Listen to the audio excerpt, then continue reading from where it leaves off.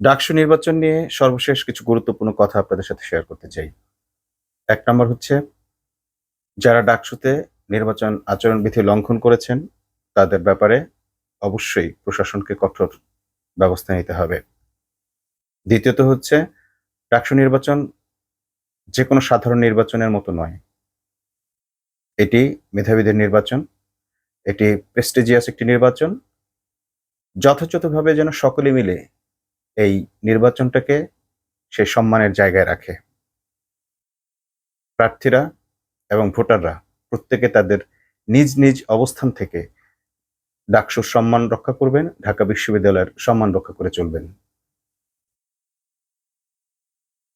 একই সাথে গভীর দুঃখের সঙ্গে জানাচ্ছি যে আজই শেষ হয়ে যাচ্ছে ডাকসু নির্বাচনের ভোট প্রচারণার সময়সীমা।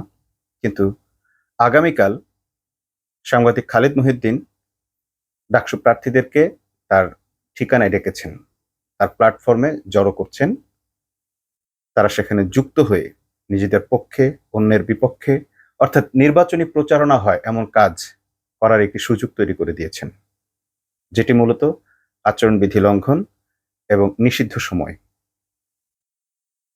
প্রার্থীদের প্রচারণার সকল সময়সীমা নিষিদ্ধ হয়ে যাবার পরও খালিদ মহিউদ্দিন কেন এমন একটি আয়োজন করছেন?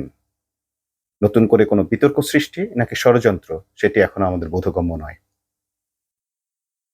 নাকি তিনি একজন বড় সাংবাদিক হিসেবে ঢাকা বিশ্ববিদ্যালয়কে, বাংলাদেশের আইনকে, ঢাকা বিশ্ববিদ্যালয়ের নির্বাচনী আইনকে বৃদ্ধাঙ্গুলি দেখিয়ে এই কাজটি করছেন, সেটিও আমাদের বোধগম্য নয়। প্রার্থীরা অনেকেই রাজি হয়েছেন, অনেকেই রাজি হননি তাদের এই প্রচারণায় অংশ নিতে। যারা রাজি হননি তাদেরকে সাধুবাদ জানাই, এবং যারা রাজি হয়েছেন তারা যে একজন বড় মাপের সাংবাদিকের কাছ থেকে পরিচিত হয়েছেন সেটি নিঃসন্দেহে বলাই যায়। এভাবে যদি সাংবাদিক মহল কোনো পক্ষকে উস্কানি দেয় কিংবা প্ররোচিত করে, তাহলে অনেক প্রার্থীর পক্ষেই ন্যায় নিষ্ঠভাবে কাজ করে যাওয়াটা কঠিন হবে। আমরা তীব্রভাবে এর নিন্দা জানাচ্ছি।